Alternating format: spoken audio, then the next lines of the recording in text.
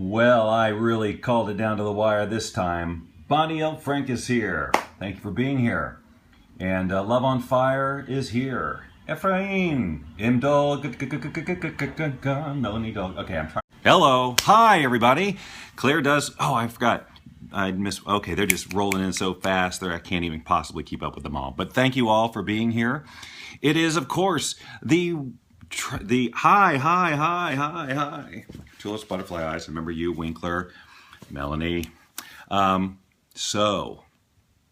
right. So hello. I should let me just keep greeting you for aloha from Hawaii. I'm finally going to Hawaii. I've never been to Hawaii in my entire life, and which is crazy, right? Ukuleles. Hello. I'm going at the end of September through almost the first week of October. We are there, and you're gonna. Chances are you'll ask me, well, which island, where, and I'm going to be like, I can't remember. So I should know this, but Lynn is actually more the engine behind all of this. It's part of a meeting, drinking my morning coffee at 1 p.m. I've done that. I always have my second cup of coffee when I am with you guys on Monday, Wednesday, and Friday. And you know what? I really don't need a second cup. It's not good for you. Not good for me. But you got when you do something like this, occasionally you have to do this, you know? It's for effect. You watched an anime with two melodicas. I thought of you. That's so funny, Web Evie, because the melodica is right. It's right over there. I just pulled it out yesterday. All right, come on, Melanie. I'm sure you could squish in between me and Lynn on the plane. Yeah, so I'm very excited about that. So if, there'll be some meetings and whatever we do with this group, and then we'll have a few days, and I'm definitely going to go find a place to go add to my ukulele collection.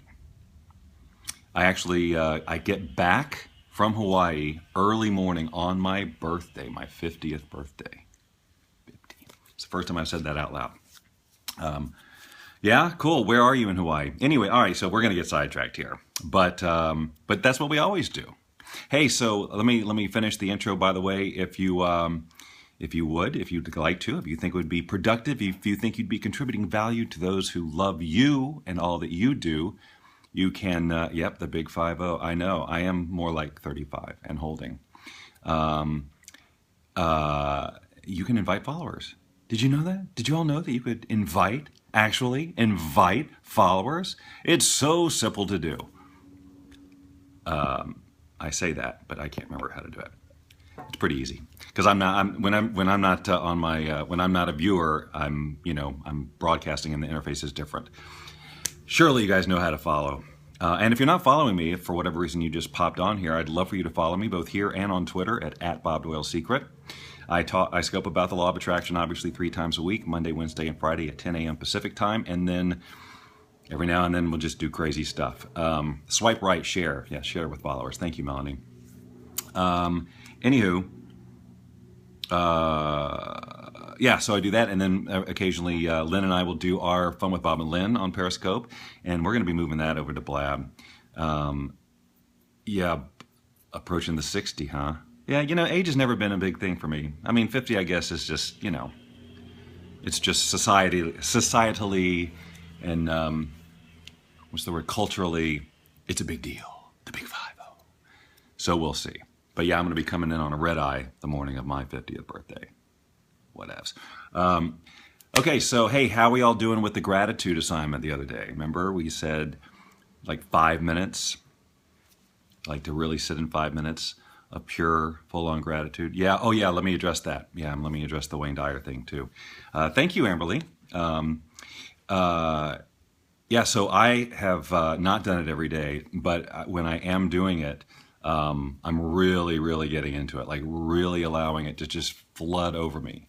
And I had actually this sort of fun little idea I wanted to share with you, even though it has nothing to do with the topic, but I'm going to share it with you anyway. But first, all right, so hold on, let me make a note. Dude, momentum. Okay. Yeah, I'm so glad you did, Melanie.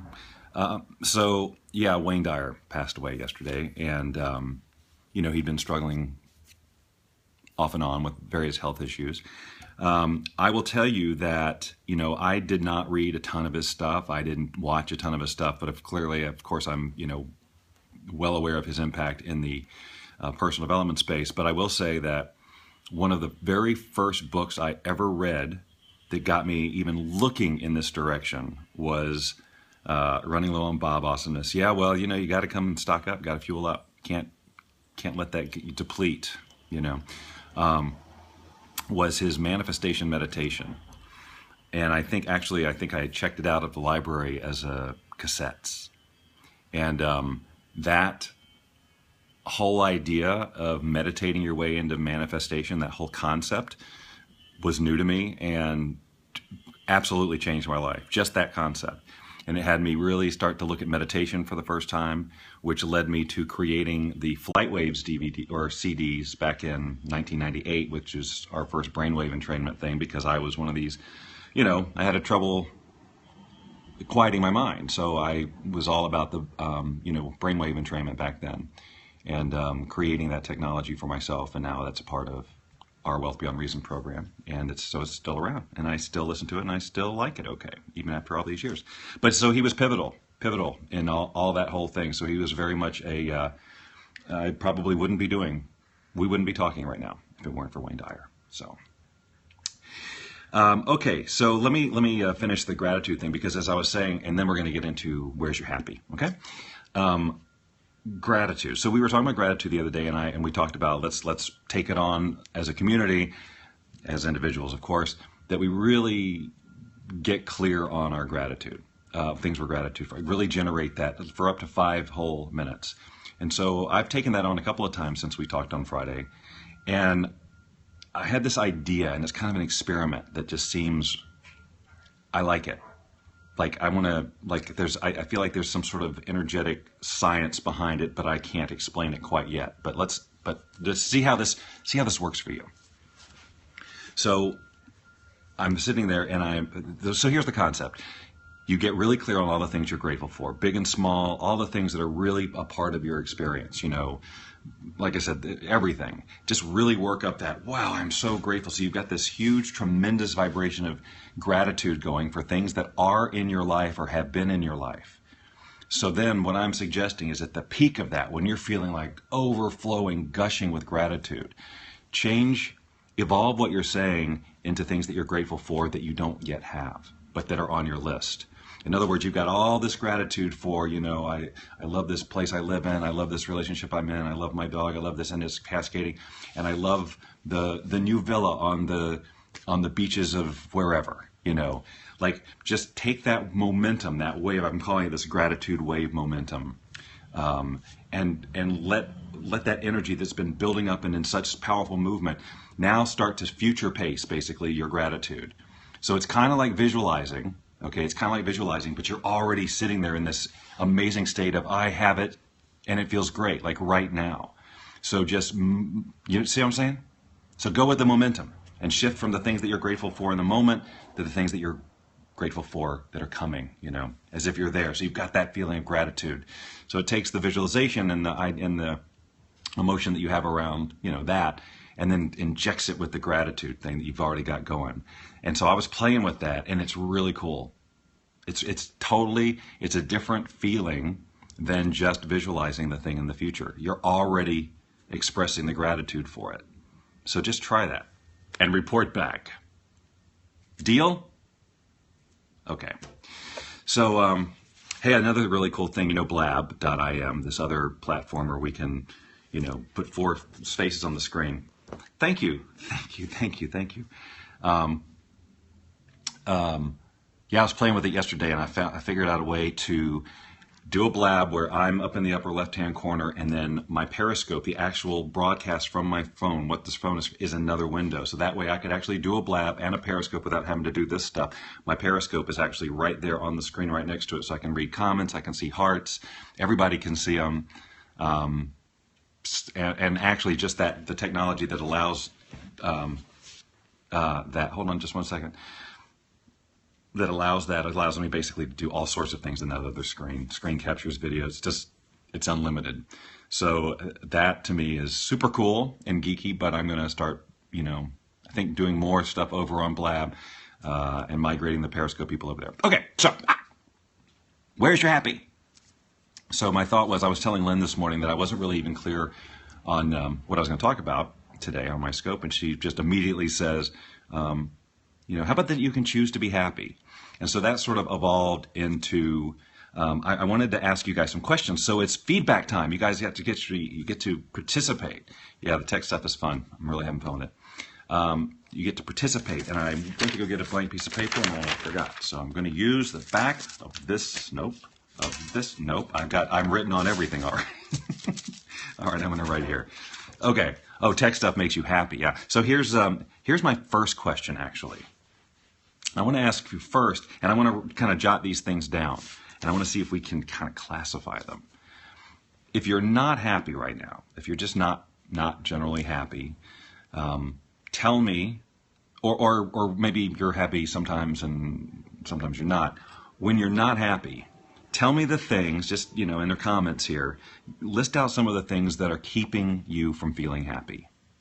It could be things like, debt or whatever, but be specific, or general, really. Just kind of what are the things that take you out of your happy flow? So finances, fear. We talked about fear the other day. What else? Car problems, okay. Super happy, Marion. Oh, Marion, you're such a delight. Finances again, worry, okay. What else? What else is taking you guys out of the flow of feeling happy? You know what we should do, Marion? We should do a blab. Since you're always happy, we should do a blab on the subject of happiness. And you can be my guest, and we can talk about happiness. Ooh, affair problems, okay. Would that be fun, Marion? Would that be great? It'd be a great way to introduce you to all my folks. Health complications, work life, okay, health. Toxic relationship. Not happy with job. Business. Okay. So just a couple more maybe. Inaction, like your own inaction, okay. And debt. Not of my. Okay. All right. So when I was coming up with this kind of half-baked idea, but just for discussion purposes, I'm looking at things that there are things that are causing us to get out of our happy flow that we can control, and then there are things that we cannot control. And either way, that's an invitation for you to make a choice to be happy. Because if it's something on the outside that you just really truly can't control, then there's an opportunity for surrender. The whole give me the strength to, the serenity prayer that just flew out of my head. But to look at what you cannot control, directly, and be able to release that and acknowledge that something like that, it is truly a choice to interpret what is, and then you could look at, well, why is this making me unhappy?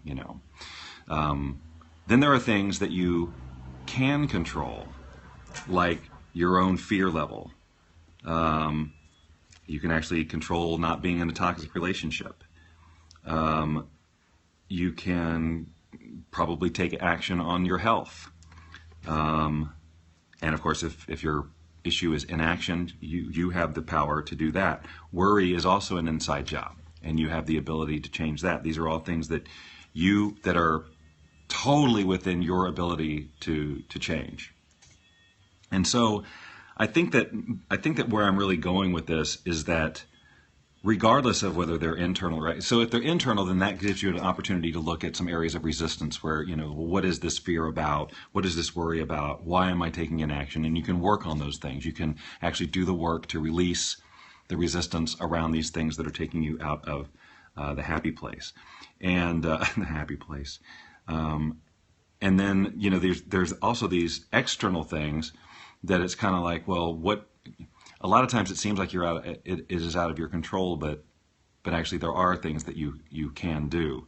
like sometimes if you don't like your job, you feel like it's out of your control because, well, it's the job, but you can leave the job. But immediately go, well, no, I can't because I can't because I can't because, and then there's the ego telling you why you can't have what you want. So somebody said ego in here, and you're right. The ego is generally the force behind taking our happiness away.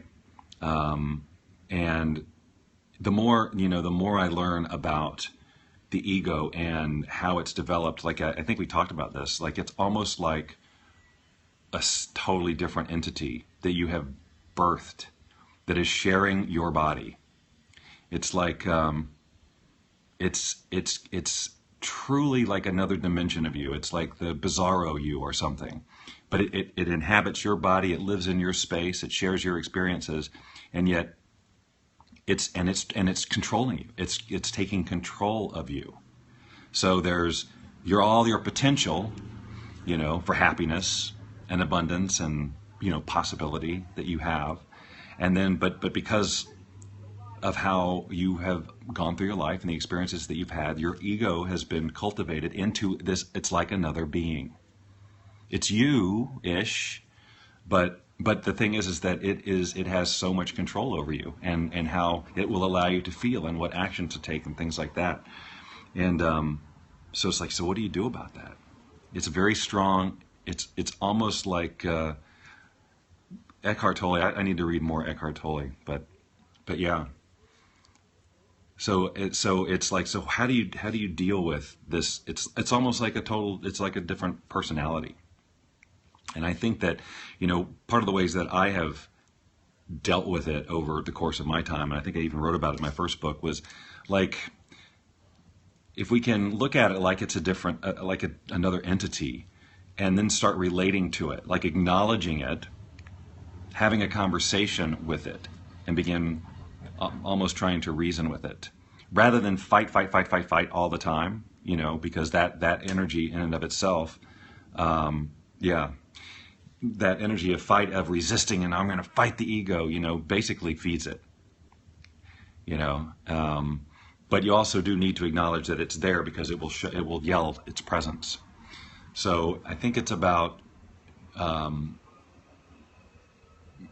that in my first book, there's this whole thing about the conversation with the ego to like, if there's something that that the ego is stopping you from taking action on, for example, like whether it's fear or some sort of rationalization that it's, this isn't going to work or whatever.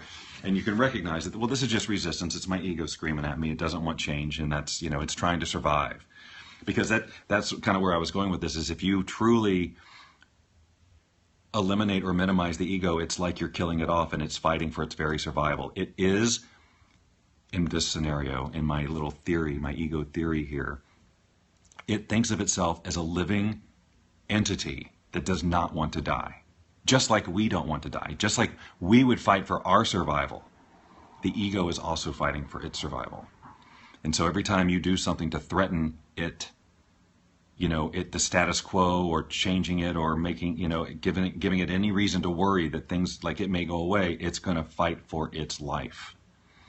And that's when you reach the highest level of resistance, and where where it will sap your happiness and show you all the things that are wrong and what to worry about and why it's logical to worry about it and all of that, because it knows that if you stay stuck like right there, then he's safe. And you're listening.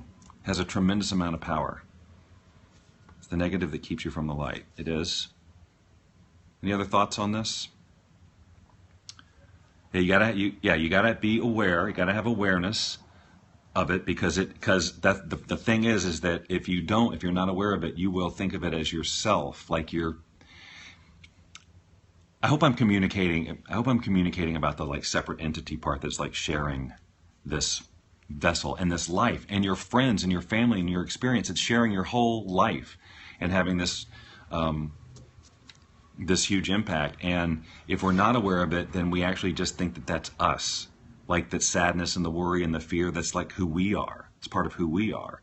And then we doubt ourselves, we doubt our value, we doubt our potential, and it's not even us we're talking about, it's our ego. We have unlimited potential for happiness in any moment. We can choose it at any time to feel happy. It's our ego that gives us all the reasons why we shouldn't choose happiness, why it's not appropriate, why it's impossible, whatever. You know, if you've gone through your life as a sort of a negative person or whatever, and you have that very strong, and that ego is just really, that's who he is, and you start to look at the bright side of life and start creating things around happiness, it's going to all the more scream and throw reasons why you can't do it. And again, it's just the awareness. If you can say, that isn't me. That's not the essence of me. That's not, has nothing to do with what I'm capable of. That's just that ego, you know. And if you can just put it aside, ignore it more than fight it, acknowledge it, and tell it it's going to be okay. Trust me. Trust me. You've got to be stronger than your ego. In other words, when you recognize that you're making a decision that's coming from your ego, you say, no, no, no. That's not me making that decision. It's the ego. So I'm going to make the decision that I want to make, regardless of how loudly the ego is screaming. And I think you just kind of have to keep doing that. You kind of, you know, it's a whole new habit, because we so often, even when we're aware of our ego, still succumb to it. Because that's how it knows us very well. It knows exactly what to do to stop us, to slow us down, to give us doubt. Exactly. It's in there. It sees everything. It's, oh, well, this will stop them for sure, right? So yeah, the more you give in, the more, yes, it's about confusing your ego with yourself. And I think that probably happens to people more than they know. I bet you that's where depression originates and all of these things. You know, we lose our sense of ourself, our unlimited potential, to this ego thing that's been created for however it's been created over the course of time. And we don't have to. It is a choice, but it is not going to be necessarily an easy one. But if you're going to be happy, more than you're not, this is a place to look, you know. What is it? What are those stories that the ego is telling you about why you can't be happy right now? Well, I have financial problems. That doesn't really mean you can't be happy. Even I'm in a toxic relationship. It may be challenging, but it doesn't mean you can't choose happiness and find things to be happy about. Yeah. Thank you, Avery. So, yeah, I think what I'm loving really about, hey Trish, good to have you here. I think that what I'm really enjoying about these LOA scopes is that, you know, it keeps me and you, and we're in conversation, and it brings this awareness to us. And if we can keep doing this on a regular basis, like with the gratitude, checking in with gratitude, reminding each other and reminding ourselves that, you know, that we are pure light, pure potential, pure possibility, pure joy. And our egos have been created, and they are a kind of a different entity that shares our experience, that does not have to have the control over us that it does. And yeah, it's just catching that every moment that you can. When you start to feel deflated, or you start to feel doubting yourself, or you lose your happiness momentum. What's going on there? What are the messages going through your brain right now? You know, and are they that whole logic? You know, well, obviously this can't happen, or obviously this bad thing's going to happen because blah blah blah blah blah, and that's just all. There's no benefit. Andy Shaw, whose praises I sing constantly, you know, really has you think about, you know, some of the things, some of the way that you work your mind, how you choose to think, how you choose to feel in certain situations, and ask yourself, what is the benefit of this? What possible benefit is worrying giving me? You know, and what he says is, you know, nothing stands still. So you're either moving, a thought, an idea, whatever, is either moving toward where you want to go, or it's taking you away from it. And so just think about how often we get stopped. Tips for when you've been in a rut or haven't been choosing happiness for long periods. Learn to play the ukulele. I'm not even kidding. There's nothing that changes your state quite so much.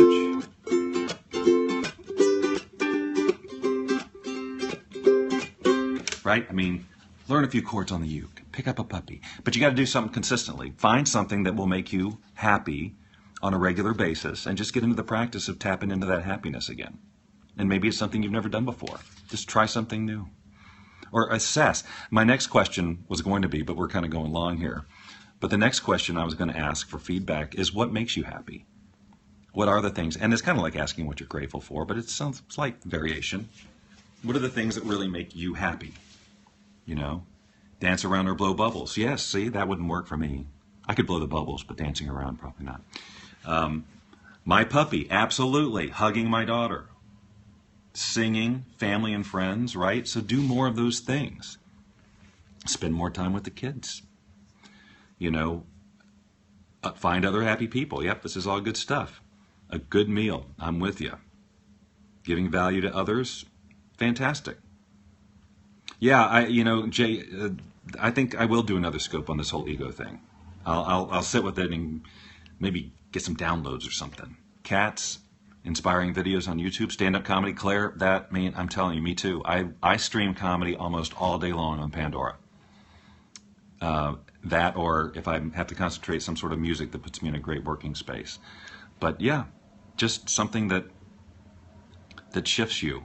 But if you say, like you said, it's been a long period of time, so your ego's like, this is who I am. I'm a person who's not happy. I've been struggling with this, right? So this is part of the identity, and that's what the ego wants to hear you say things like, well, I'm just not happy, and like taking your resistance areas and creating your identity from it. It's going, woohoo, I'm totally doing this.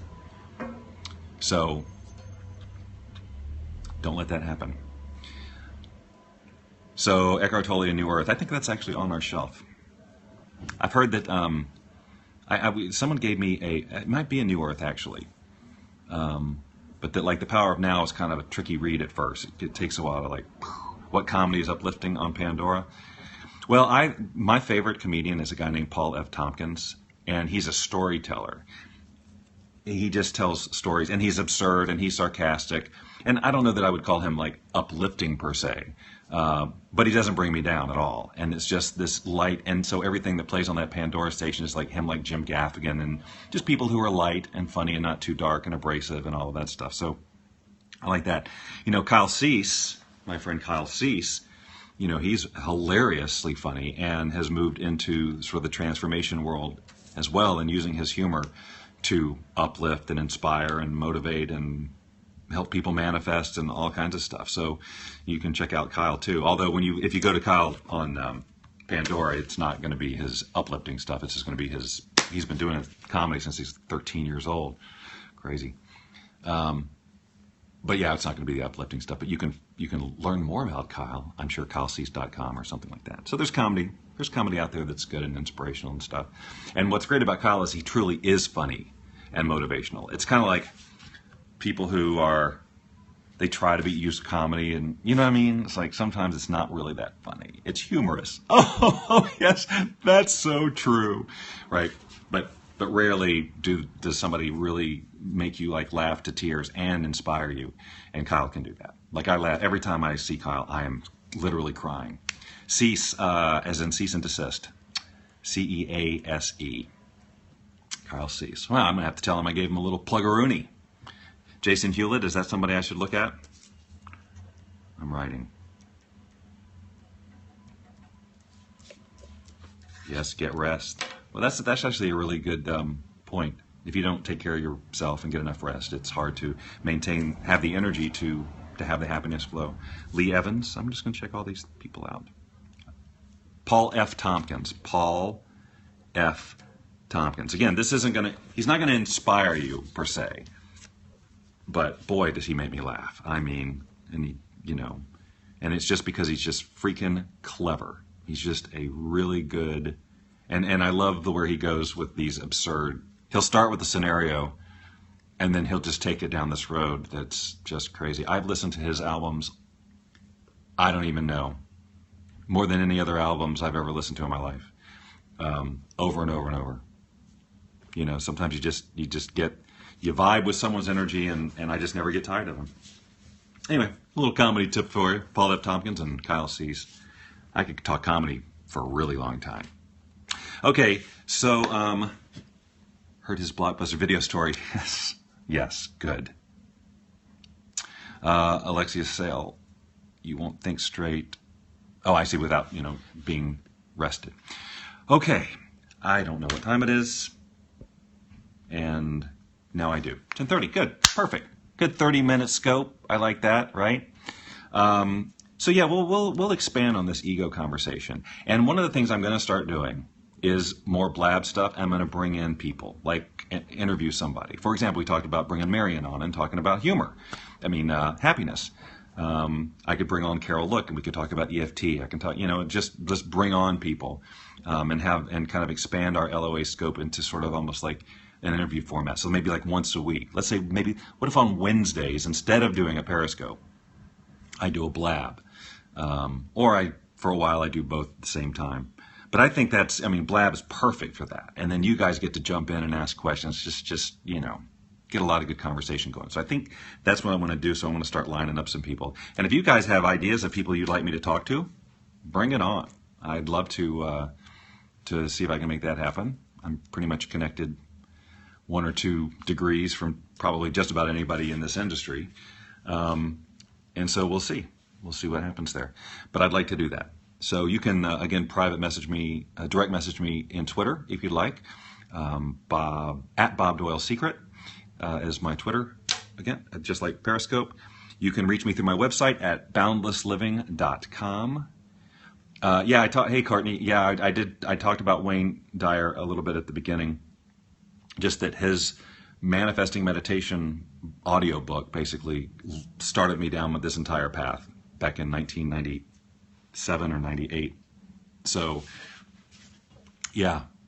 And of course, Lynn was just telling me that she recently, within the past few years or so, had an opportunity to be with him and like 4 or 5 other people at some event, but it was just them, and they talked for like 4 or 5 hours. And she's a huge Wayne Dyer fan, huge. So yeah. Okay. Well, thank you all again. I do this again, remember, Monday, Wednesday, Friday, 10 a.m. And until further notice, until I start, if I do the blab thing, I'll let you know.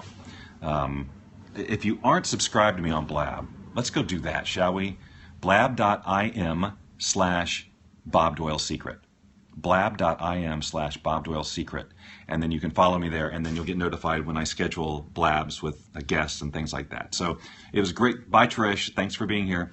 So I will talk to you no later than Wednesday, and perhaps, I like it. See, we got a tagline. Happiness is a choice. Choose it. So no later than Wednesday, but maybe even before. All right, everybody, enjoy your day. Be happy.